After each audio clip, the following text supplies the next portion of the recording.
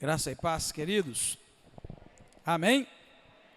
Vamos, queridos, ler o nosso texto de hoje. 2 Samuel, capítulo 19. Disseram a Joabe: o rei anda chorando e lastimando-se por Absalão, e a vitória se tornou naquele mesmo dia em tristeza para todo o povo, porque nesse dia o povo ouviu dizer: o rei está muito triste por causa de seu filho. Neste dia o povo entrou às furtadelas na cidade, como faz quando envergonhado foge da peleja. Estava o rei com o rosto coberto e clamava em alta voz: meu filho, Absalão, Absalão, meu filho, meu filho. Então entrou Joabe no palácio do rei e disse: hoje envergonhaste a face de todos os teus servos, que livraram a tua vida e a vida de teus filhos e a de tuas filhas, e a vida de tuas mulheres e a vida das tuas concubinas. Tu amas aos que te aborrecem e aborreces aos que te amam. Hoje dás a entender que nada valem para ti capitães e servos. Entendo que se Absalão vivesse hoje e todos nós fôssemos mortos, estarias contente. Levanta-te agora, sai e fala ao coração de teus servos. Pelo Senhor te juro que se não saíres, nenhum só homem ficará contigo esta noite, e maior te será isso do que todo o mal que te tem vindo sobre ti desde a tua mocidade até agora.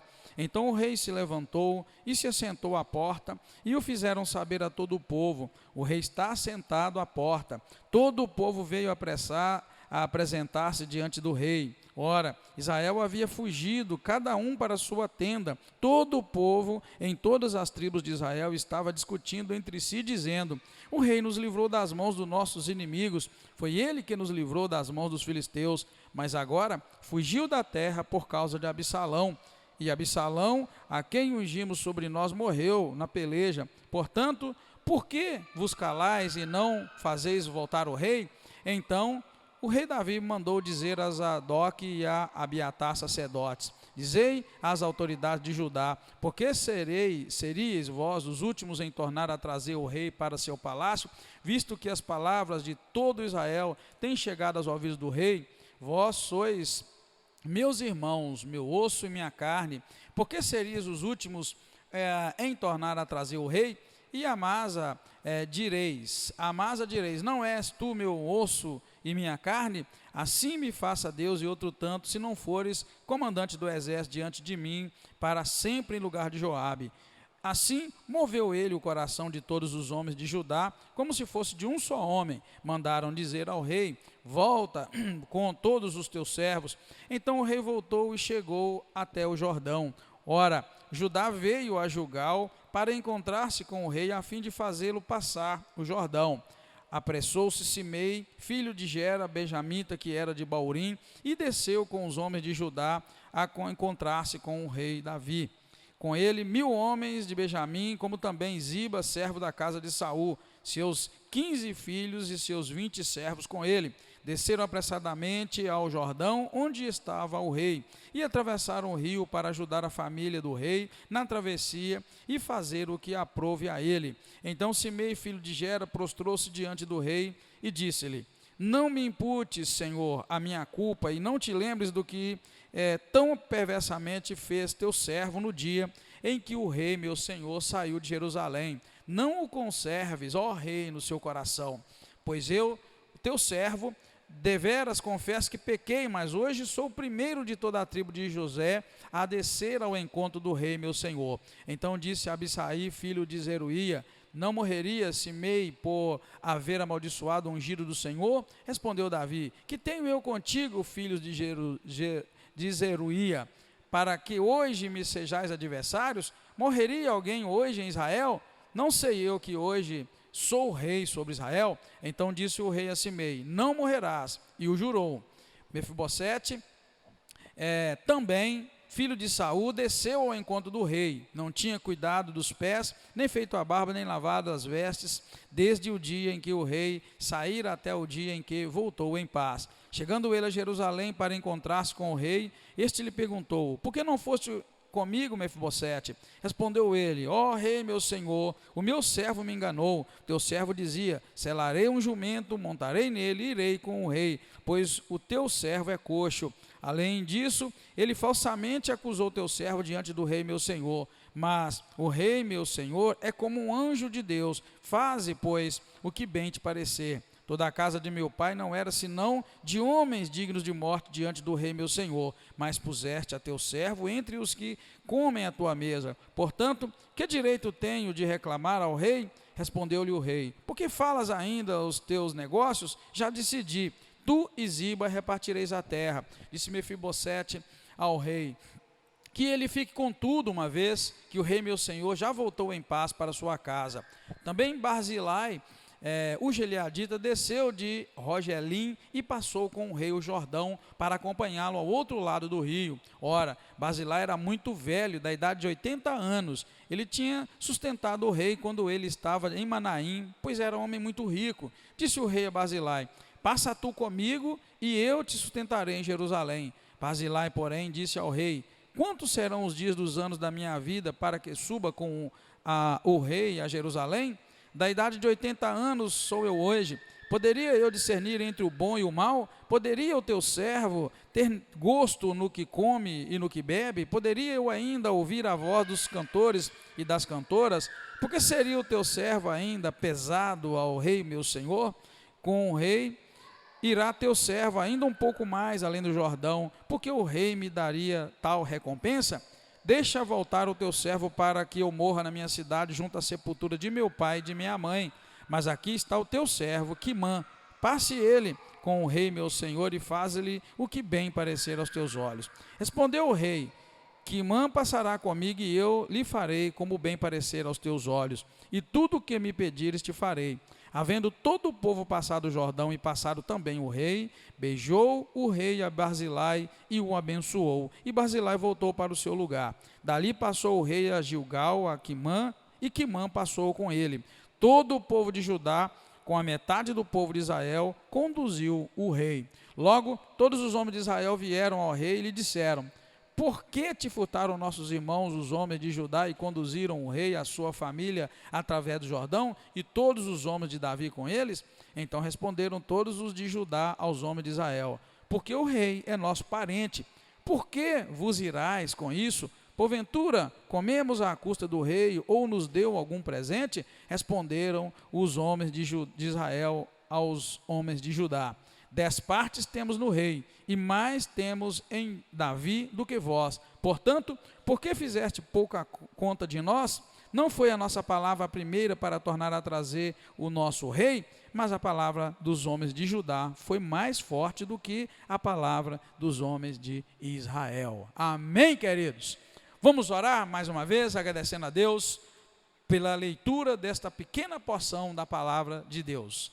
Santo é o teu nome, Deus, eterno, maravilhoso, tu és tremendo, e nós estamos aqui na casa do Senhor reunidos para mais uma vez meditar na tua palavra. Obrigado pela liberdade de cultuar o teu nome, obrigado pelos hinos que cantamos. Senhor, obrigado pela presença do teu Espírito Santo em nós. Agora nós pedimos ao Senhor que nos ilumine a mente, o coração, para nós sairmos daqui, meu Deus, abençoados, com alguma lição da tua palavra que irá nos ajudar na caminhada rumo à eternidade que o Senhor preparou para cada um de nós. Obrigado mais uma vez, nós te bendizemos e te agradecemos em nome do Senhor Jesus Cristo. Amém. Aleluia. Pode sentar, queridos. Estudar a Bíblia Sagrada, irmãos, é a coisa mais importante na vida de um homem, de uma mulher que serve ao Senhor, tá? É a parte mais importante, é o estudo da palavra, é a compreensão da palavra de Deus. Há quem pense que a gente não precisa compreender o que a palavra diz, é só ler. Não é bem assim, a gente precisa conhecer ao Senhor Deus. E nós não conhecemos Deus de outra forma, senão pela palavra. As pessoas às vezes se confundem, pensando que conhecem Deus, mas não conhecem Deus, né? Uma coisa é você conhecer de ouvir falar, a outra é de você mesmo experimentar, né? E pela palavra nós podemos então conhecer Deus na sua essência, porque aqui nós lemos o que Deus, o modo de Deus agir, e vendo o modo de Deus agir, nós passamos a conhecer o caráter de Deus. A gente conhece o caráter de alguém, é pela forma que dessa pessoa agir, não é? Como é que é? A gente não chama algumas pessoas de mau caráter? A fulano é mau caráter, por que ele é mau caráter? porque alguma coisa na maneira de agir daquela pessoa não condiz com o padrão que nós chamamos de correto.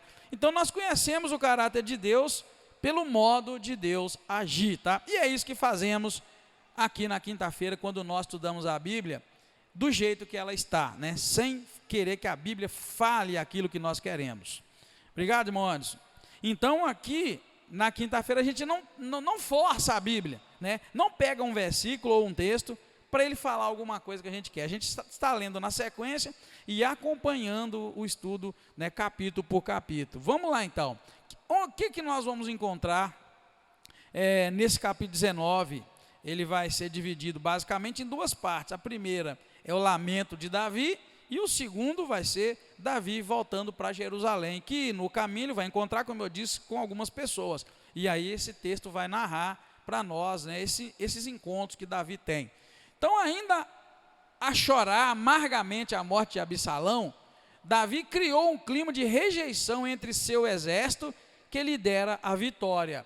Davi, irmãos, aqui nesse momento, continua chorando e chorando amargamente, desesperado. Eu posso criar uma imagem do rei, né, passando pelo terraço, né, do palácio, e ele dizendo desesperadamente: Absalão, meu filho, desesperado porque o filho dele havia morrido. Mas nós estamos estudando a Bíblia Sagrada e sabemos que Davi não se relacionava bem com seu filho Absalão. Na verdade, a Bíblia não registra nenhum bom relacionamento de Davi com seus filhos. Isso não impede, né, de Davi ser um homem segundo o coração de Deus e tal, e enfim, ser o salmista que ele foi, né, o guerreiro que ele foi, mas não foi bom pai. Nós já estamos vendo isso aqui. Ele não se relacionava bem com seus filhos, e nós não vamos voltar, né, nesse assunto, mas o choro de Davi está tão exagerado, né, tão exagerado aqui, que ele acaba sendo repreendido por Joabe, né? Joabe o repreende. Por quê? Porque eles acabaram de vencer uma tremenda guerra. Muitos homens morreram de Israel. O capítulo anterior, o capítulo 18, versículo 20, diz que morreram 20 mil homens de Israel nessa batalha. Davi estava com um pequeno grupo, né? E o reino ali estava dividido. Davi com um pequeno grupo e Absalão com muitos homens. Morreram 20 mil homens de Absalão, e sem contar os que morreram ali no bosque, que o bosque era um bosque muito perigoso. Então 20 mil homens morreram da espada, e muito mais de 20, porque a Bíblia diz, né, que morreram mais do bosque. Então vamos pôr lá, 40, 50 mil homens morreram, e Davi sai vitorioso dessa guerra. E, no entanto, Davi entra agora dentro da sua cidade, né? Entra dentro do palácio, chorando, desesperado, gritando, porque o filho dele morreu. No entanto, o filho dele era o seu inimigo, o filho dele era inimigo, né, da nação inteira de Israel, porque tinha feito essa rebelião. Então, conclusão, Davi chega e chora amargamente a morte do seu filho, sendo que seu filho era inimigo do povo. Isso, para um rei, é desesperador. Não era a atitude que se esperava de um rei, porque quando um exército volta vitorioso, espera-se que o rei se alegre e que haja alegria pela vitória. Mas muito pelo contrário, irmãos, aqui a vitória havia se tornado em luto.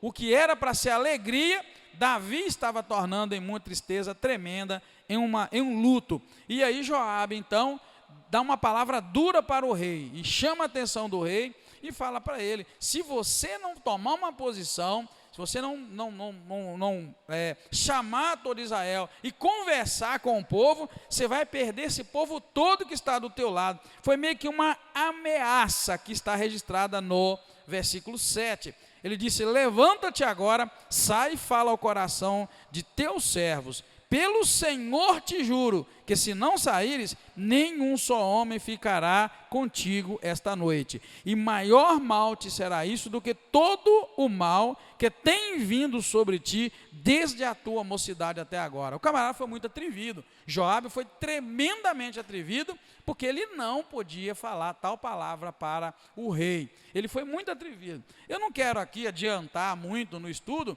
mas esse Joabe não tem mais o coração do rei. Ele já havia matado algumas pessoas lá atrás, e foi ele quem matou Absalão, filho do rei, por quem o rei está chorando agora. A gente vai ver logo mais na frente que Davi vai morrer e vai cumprir a palavra, não vai matar ninguém, vai ficar tudo tranquilo, ele vai morrer, mas na primeira instrução que ele vai dar para o seu filho Salomão, ele passa para ele, antes de morrer, ele começa a passar: olha, filho, você viu, a primeira instrução que ele vai dar é sobre Joabe. Ele vai falar: olha, Joabe, você sabe que ele fez isso, isso e isso, olha, não tenha Joabe como inocente não. Então o filho dele vai cuidar de vingar e matar esse Joabe agora, que está sendo atrevido e que matou o filho do rei. Na verdade, Joabe, ao mesmo tempo que parecia, ao longo da leitura, ser um servo fiel, leal a Davi, ele tinha umas explosões que parecia mais um menino, né? Um homem velho com mentalidade de menino, tinha umas explosões que deixava ele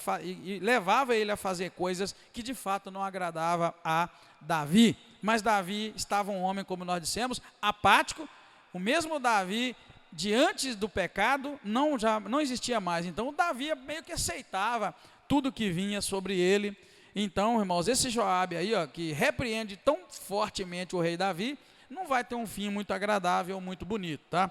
Enquanto Davi está vivo, ele está vivo também, mas depois que Davi morre e o trono passa para Salomão, Salomão vai tratar de vingar essa turma toda que maltratou Davi durante sua vida, tá? Então esse Joabe repreende o rei então dá ouvidos a Joabe. A Bíblia diz no versículo 8: então o rei se levantou, assentou-se na porta, e fizeram saber para todo Israel, e o povo então começou voltou para onde Davi estava, porque o povo viu que o rei já não estava mais chorando, não estava reclamando, o rei estava agora se apresentando, né, se recompondo como rei. Na verdade, a Bíblia chega a dizer, irmãos, que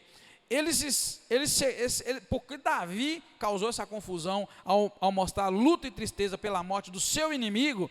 A Bíblia diz no versículo 3 que nesse dia o povo entrou às furtadelas na cidade, como o faz quando envergonhado foge da peleja. O povo que estava alegre, quando viu Davi daquele jeito, eles retornaram como quem havia perdido a guerra. Eu não sei se você algum dia já perdeu alguma coisa, e aí ficou muito envergonhado, né? Talvez uma prova que você foi reprovado, sei lá, alguma coisa você ficou envergonhado. O povo aqui estava como quem havia perdido a guerra, voltou muito envergonhado, voltou muito abatido, muito triste, e tudo isso porque a atitude de Davi não condizia com a atitude de um rei. Agora eu quero que vocês pensem numa coisa, que a gente tem que aprender a separar as emoções, irmãos. A gente tem que aprender a separar as emoções. A pessoa histérica, se tem alguém histérico aqui, saiba disso, o histérico ele não consegue controlar suas emoções, ele descontrola facilmente, né? Diante então de uma situação muito adversa, aí que o histérico então se solta e mostra-se outra pessoa. Tanto que a gente vê o domínio próprio, o Espírito Santo de Deus na vida da gente, é quando a gente está passando por uma crise, uma perda muito grande. Quando algo acontece na sua vida que totalmente foge do teu controle, é que a gente vai ver o quanto a gente tem de domínio próprio, de temperança do Espírito Santo na vida da gente. Então a gente tem que aprender a separar as emoções, né? A gente tem que ter domínio e pedir ao Espírito Santo de Deus que nos ajude a ter domínio. O que Davi aqui estava confundindo é exatamente isso. A postura de um rei não é aquela de perder o filho e vai ficar desesperado. Ele era rei. E quem morreu ali, irmãos, era o filho dele? Sim, era o filho dele, mas era inimigo dele, inimigo do povo. E a gente tem que separar a gente tem que administrar muito bem. A psicologia costuma dizer das identidades, das várias identidades que a gente tem. O que a psicologia diz? Diz que a gente não tem uma identidade só, a gente tem várias. Por exemplo, como pai, eu tenho uma identidade como pai, eu sou pai. Como filho, eu tenho uma identidade de filho. Eu sou pastor, como pastor eu tenho uma identidade, eu sou uma pessoa quando pastor. Uma pessoa só com várias identidades. A gente tem que aprender a administrar essas identidades, não pode bolar, nem confundir. Eu, por exemplo, sou pastor e pai. Sou pastor e irmão. Aqui eu tenho irmã minha, né, de sangue, que é ovelha. Então, a gente tem que administrar isso bem. Até quando eu posso agir como irmão com a minha irmã, que é minha ovelha? São as identidades que a gente tem, né? O pastor Macia é meu tio. é pastor, quem eu honro, mas é ovelha hoje. Minha tia, minha esposa, meu tio também, meu primo, minha tia. Está entendendo, irmãos? São as várias identidades que a gente tem que administrar isso bem. Então, no momento de agir como pastor, é pastor, não é tio, não é sobrinho, não é pai, não é irmão, é pastor. Aí a gente tem que fazer isso. Os irmãos estão entendendo o que eu quero dizer? Davi aqui estava confundindo. E isso, irmão, só uma pessoa madura, só uma pessoa cheia da graça de Deus, é que consegue administrar isso bem. Não é? A autoridade de pastor não é a autoridade de sobrinho. Olha para você ver como é que a coisa é. É diferente. Na hierarquia não muda tudo. Não é? A autoridade de pai não é a mesma de pastor. Parece muito, mas não é. Não é de irmão e por aí vai. Eu estou dando o meu exemplo aqui para os irmãos entenderem. Que Davi embolou isso tudo. E ele estava então voltando no capítulo 19. Um rei vitorioso que venceu o inimigo da sua nação, que ele era rei. Mas aqui ele desesperou: ai, meu filho já morreu. Rapaz, não era o filho dele que morreu só, era o inimigo do povo.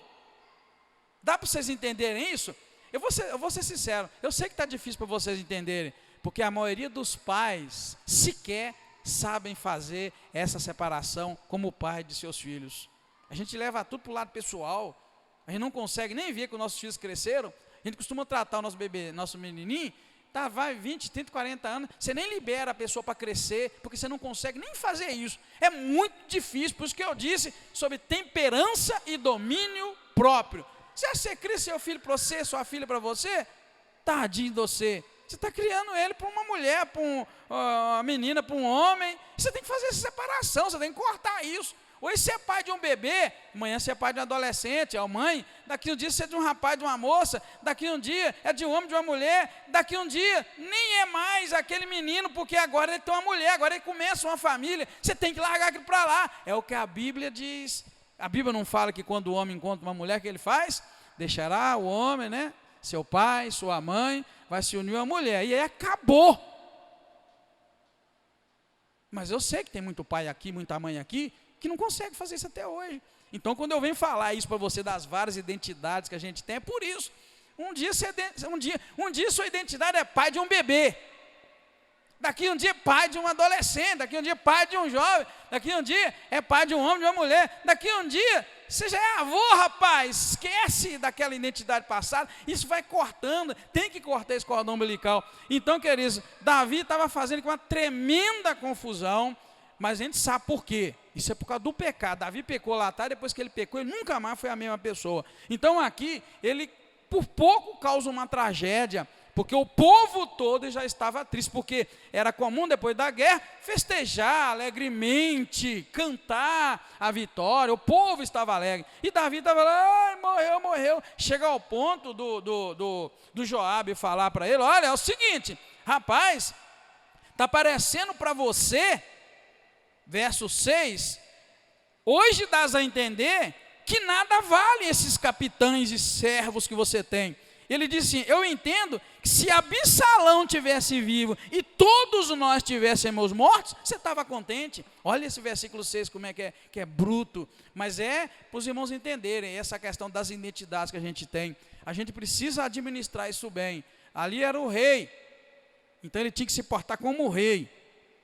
Fomos vitoriosos, abençoar o povo que lutou para salvar a vida dele, a vida do povo dele. E podia chorar a morte do filho, podia, mas ele não podia fazer aquilo publicamente, não é? É a mesma coisa, a gente no nosso dia a dia tem que separar a questão do trabalhador, da empresa, do marido, né, da esposa, separar o papel, enfim, a gente não é uma pessoa só, não temos uma identidade que a psicologia quer dizer. Você tem uma identidade civil, mas as identidades que você assume são diferentes em cada lugar. Um lugar você manda em tudo, no outro lugar você não manda em nada, você é mandado. E você pode notar que a pessoa que não cresce nesse sentido, vira um rebelde, vira um atrevido, um imoral. Davi, então, estava um homem totalmente apático, tá? Totalmente apático, e que nesse momento, então, que Joabe dar essa sacudida em Davi,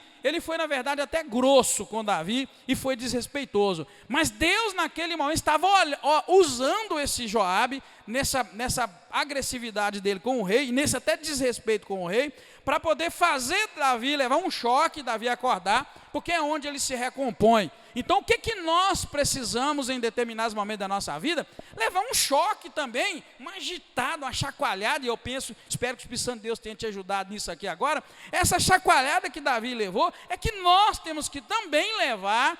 Esse choque é acordar, abrir o olho, peraí, tem um caminho a seguir, tem um posicionamento, nos recompor e assumir o nosso papel. É o que Davi acaba fazendo ali. Mas isso porque Deus queria que Davi se levantasse, para que ele tomasse alguma atitude, porque de fato Davi nesse momento estava indo pelo caminho errado. Davi, na verdade, estava ali como um homem com depressão.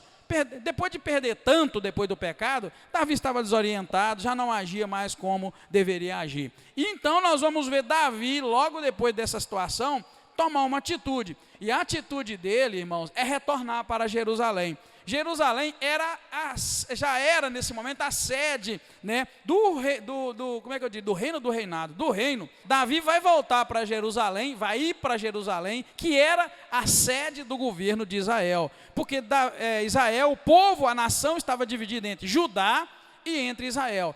Na verdade, nós vamos notar que tudo isso está sendo, a história sendo conduzida para Israel, de fato, ser dividido em dois reinos, o que vai acontecer no tempo de Salomão, seu filho, né, lá que vai reinar logo mais na frente. Então, nesse retorno de Davi, junto com todo Israel para Jerusalém, nós vamos notar que Davi vai se encontrar com algumas pessoas nesse caminho. E é o que nós encontramos do versículo 11 para frente. Davi vai se encontrar primeiro aí com Simei. Né? O Simei havia amaldiçoado Davi quando Davi estava saindo às pressas fugido. Quando Davi estava saindo às pressas fugido de Jerusalém, esse Simei amaldiçoou Davi, jogou pedra, fez poeira, fez muita maldade. Só que nesse momento esse Simei vai voltar. O que ele vai fazer agora? Ele se humilha, ele vê que o rei está voltando vitorioso, ele se humilha, junta um grupo de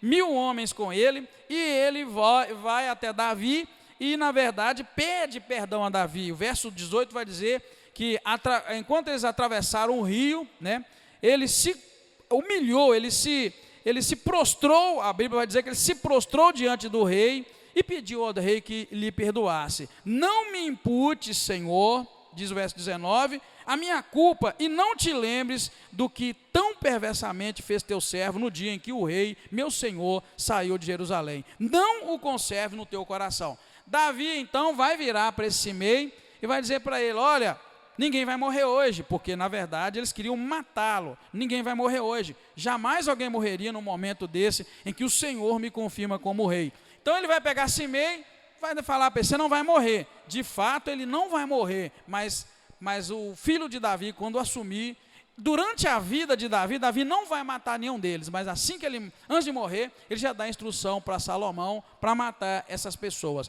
O próximo é Mefibosete. Mefibosete havia sido enganado lá no passado, quando Davi estava fugindo. Mefibosete queria fugir junto, mas como ele era coxo, o servo dele não preparou para ele um animal, para ele ir e tal. E aqui nesse texto a gente encontra Davi fazendo uma besteira, mais uma. Porque quando Mefibosete explica o lado da verdade e diz para ele, olha, na verdade Ziba, o meu servo, não me ajudou a ir com o Senhor, por isso que eu não fui. Aí, na verdade, Davi vai falar, não, fica assim, você vai, o que eu disse está dito, e a sua terra agora é terra, a metade da sua terra é de Ziba. Na verdade, não era o momento e nem a forma correta que Davi deveria fazer, porque Mefibosete não traiu Davi, isso fica claro, mas ele ouviu um lado só da verdade, ele só ouviu Ziba. Agora, quando ele ouve o outro lado, ele não faz justiça. Mostra um Davi bem desequilibrado. Mas nesse caso, Mefibosete havia sido enganado. E em seguida ele vai encontrar Barzilai.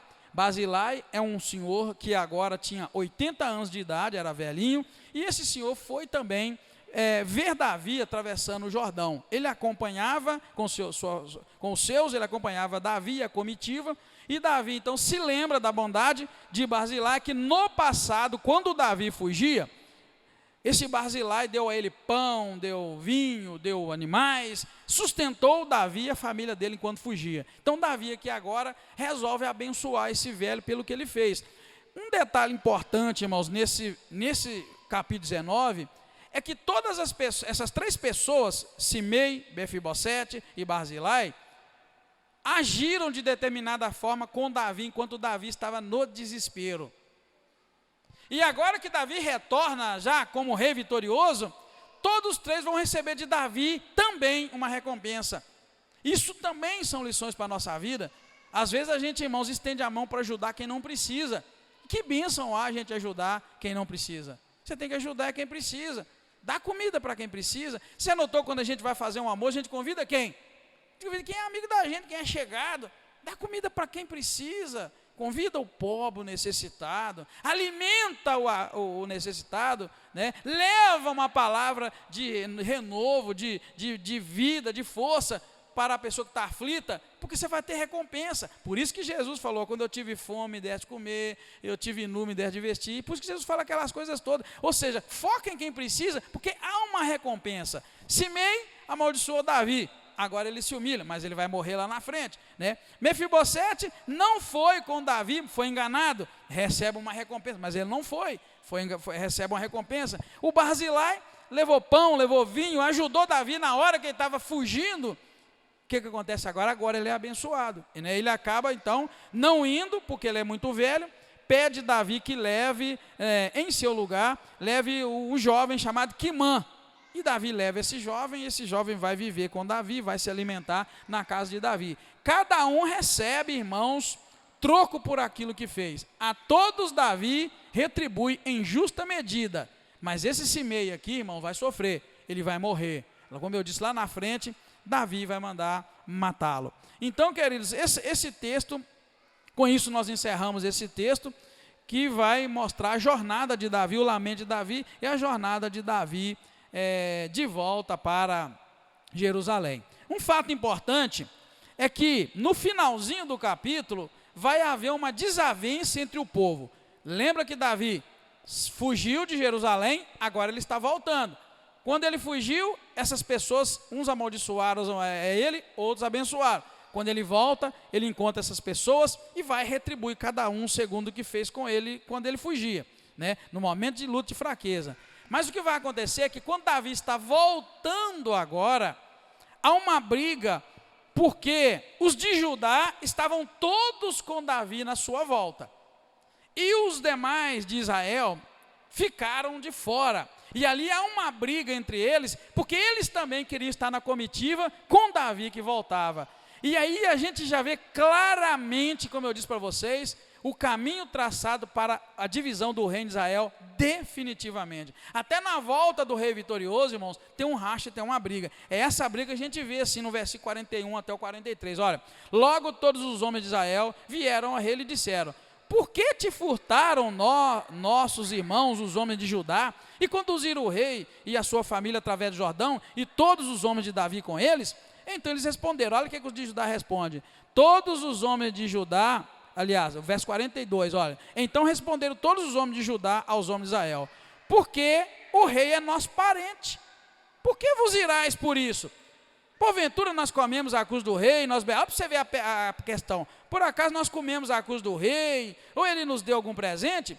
Aí responderam os homens de Israel aos homens de Judá: 10 partes temos no rei, e mais temos Davi do que vós. Portanto, por que fizeste pouca conta de nós? Não foi a nossa palavra a primeira para tornar a trazer o rei? Mas a palavra dos homens de Judá foi mais forte do que as de Israel. Lembra que Davi foi reconhecido rei em Judá. E lá em cima, gente, fugiu o nome do homem agora, eu volto nele lá e fugiu outra vez. Foi reconhecido como rei de Israel, do povão todo. Então o que acontece? Davi vence Israel, que é o povão todo, e agora o reino está mais ou menos que tudo na mão de Davi. É por isso que Davi diz aqui no versículo 22, não sei eu que hoje sou rei de Israel. Por quê? Porque agora acabou essa briga, Absalão está morto, ninguém, Absalão, agora me vê o nome do homem, é o filho dele, Absalão. Então, na verdade, morreu Absalão, está todo mundo agora com ele. Ele fala, por isso que ele fala no 22, não sei eu hoje que sou rei. Com isso, irmãos, ele está agora voltando. Mas, mesmo Absalão estando morto, e mesmo agora ele sendo o rei de todo Israel, esse mesmo povo que estava com Absalão, que era a maioria em número, agora briga porque Davi está voltando com os de Judá. Mas vamos pensar lá no início, Davi foi reconhecido rei de Judá, grupinho pequeno, enquanto lá em cima estava um grupão que estava contra ele. Então agora quando ele volta com os pequenos, meio que reconhecendo que é Judá que estava com ele, aí surge a confusão. E nós vamos ver uma revolta para frente, e nós vamos ver o reino de Davi, o reino de Israel sendo totalmente dividido, e aí para sempre, no tempo de Salomão, que vai acontecer logo na frente no livro de Reis, tá bom, queridos? Então assim a gente encerra esse capítulo de hoje. Um detalhe que eu quero deixar para os irmãos é que, aos poucos, e não vai demorar muito na leitura da Bíblia, nós vamos ver, irmãos, que vai ser totalmente desfeito, né? Não vai haver um reino só, um reinado só, vai haver dois, eles vão se dividir assim que Salomão morre, divide. Nós vamos então ver que aquele Israel único que saiu do Egito, pelas mãos de Moisés, e depois pelas mãos de Josué, aquele povo que era único, escolhido por Deus desde o início, quando Deus assumiu o compromisso com Abraão, com Isaac e com Jacó, aquele povo único está agora caminhando para rachar. Eles vão rachar, eles vão dividir. E outra coisa que a gente vai ver é a arca. A arca de Deus está meio que sumida, ela vai aparecer e ela vai sumir no reinado de Salomão. E até os dias de hoje, 2021, o povo de Israel discute onde foi parar a arca. E a arca, os irmãos sabem o que ela representava para Israel. A arca era a presença de Deus, era o objeto mais sagrado do povo de Israel. Então, se você fizer a leitura cuidadosa, e eu vou tentar sempre em 1 hora, igual nós estamos ali já encerrando, trazer o assunto para vocês, para poder aguçar a sua mente e notar como é que o plano original de Deus lá atrás, com Abraão, com Isaac, com Jacó, esse plano vai dispersando, para chegar no que é hoje o judaísmo, para chegar no que é hoje o cristianismo, que nós somos raiz, né? Viemos do judaísmo. Então, você presta atenção, a ideia de Deus de um reino só, um compromisso que ele assumiu com Abraão, com Isaac, com Jacó, aqui a gente vai ver disperso, vai rachar, já está caminhando para rachar, por isso nós colocamos ali, olha, podemos concluir que a história está tomando seu curso em direção a uma divisão do reino de Israel, tudo isso por causa do pecado, e agora por causa do pecado de Davi. Então vai rachar, o reinado de Israel não vai ser um povo só, vai chegar, a arca vai sumir o culto, e aí a gente sabe que teve um templo de Salomão, teve o segundo templo, e aí ficam na loucura para reconstruir o templo, e hoje, 2021, a briga é entre os muçulmanos e entre os judeus, para reconstruir o templo. Um acredita que o templo é deles, outro é do outro, e a confusão está armada, e até hoje o povo sofre, o povo vai sofrer. E nós do lado de cá, cristãos, temos que ter esse conhecimento, orar, colocar nas mãos do Senhor e entender que a estratégia do inimigo é sempre essa, é rachar o povo, é dividir o povo. Mas o Senhor não vai unir tudo outra vez? Vai, o Senhor vai fazer de todos um só povo, uma só nação, uma só tribo, uma só língua, um só povo, o povo que ele vai levar para a glória, não vai levar nem grego, nem judeu, nem romano, nem nós, vai levar um povo só, e a gente precisa compreender esse processo, tá, irmãos? Então assim a gente conclui, a história está tomando seu curso em direção à divisão do reino de Israel, tudo isso por causa do pecado que Davi cometeu, amém, queridos? Muito obrigado, Pai, te agradeço, te louvo pela palavra do Senhor, que é poderosa, é viva, é eficaz, é mais cortante do que uma espada de 2 gumes. Nos ajuda a aplicá-la ao nosso coração, Senhor. Muito obrigado, desde já, peço a tua graça, a tua proteção sobre a tua igreja. Obrigado mais uma vez, nós te pedimos agradecidos, em nome do Senhor Jesus Cristo. Amém. Deus abençoe a sua vida, em nome do Senhor Jesus Cristo. Até o final de semana, se Deus quiser.